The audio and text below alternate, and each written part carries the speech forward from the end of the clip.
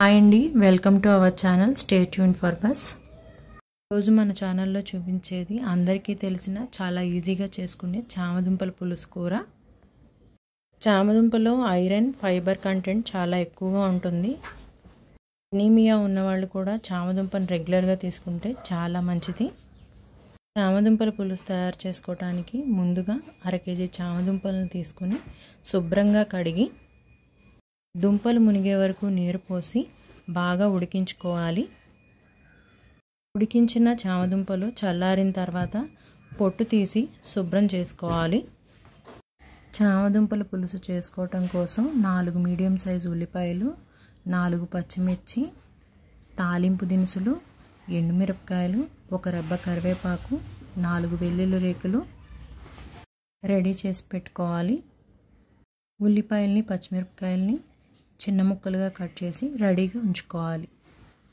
Stove మీద pan పెట్టి oil పోసి వేడైన నూనెలో తాలింపు దినుసులు అంటే పచ్చిశనగపప్పు, ఆవాలు, సాయి మినపప్పు, వెల్లుల్లి రెబ్బలు, కట్ చేసుకున్న ఎండుమిరపకాయలు, కరివేపాకు వేసి ఆ తాలింపుని దోరగా గరిటెతో వేపుకోవాలి. ఇలా దోరగా వేగిన తాలింపులో కట్ చేసి పెట్టుకున్న ఉల్లిపాయ ముక్కలను, పచ్చిమిరపకాయ ముక్కలను వేసి గరిటెతో కలుపుతూ దోరగా వేయించుకోవాలి. చామదుంపలో జిగురు శాతం ఉంటుంది కాబట్టి ఉల్లిపాయ, పచ్చిమిరపకాయ దోరగా వేగుతున్నప్పుడే ఉడికించి పెట్టుకున్న చామదుంప ముక్కల్ని ఈ తాలింపులో వేసి గరిటెతో బాగా కలుపుతూ ముక్కలకి తాలింపు పట్టేలాగా బాగా వేగనివ్వాలి. మనం మార్కెట్లో చామదుంపలు తీసుకునేటప్పుడు మీడియం సైజుగా ఉన్న దుంపలు తీసుకుంటే ఇలా పులుసు చేసుకోవటానికి చాలా బాగుంటుంది. చిన్న సైజు దుంపలు తీసుకుంటే అవి పులుసులో కరిగిపోతాయి. మరీ పెద్దగా ఉన్నవి తీసుకుంటే ముదురుగా ఉండి అవి తినటానికి చాలా ఇబ్బంది అవుతుంది.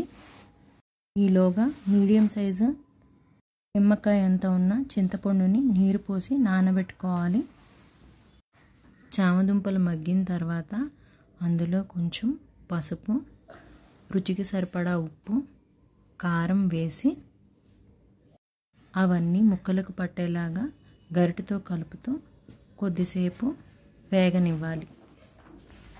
మనం ఏ కూర చేసేటప్పుడైనా మొదట ఉప్పు కొంచెం తక్కువగా వేసుకోవటమే మంచిది. ఇలాంటి కూరల్లో అయితే పులుసు పోసిన తర్వాత దానికి తగినట్టు ఆఖరిలో రుచి చూసి ఒకసారి ఉప్పుని సరి చేసుకుంటే కూర చాలా బాగుంటుంది. ఇప్పుడు మనం ముందుగా నానబెట్టుకున్న చింతపండు పులుసుని పోసి ఒకసారి బాగా కలుపుకోవాలి. అంతా బాగా కలిసిన తర్వాత మంటను మీడియం ఫ్లేమ్లో ఉంచి 7 నుంచి 8 నిమిషాల వరకు పులుసుని బాగా మరగనివ్వాలి. ఆ తర్వాత ఒకసారి మొత్తం గరిటెతో కలుపుకొని రుచి చూసి ఉప్పుని సరి చేసుకోవాలి. స్టేజ్లో ఇష్టమైన వాళ్ళు కావాలంటే చిన్న బెల్లం ముక్కను వేసుకోవచ్చు. అది నేనైతే స్కిప్ చేశాను. Thank you for watching. Stay tune for bus.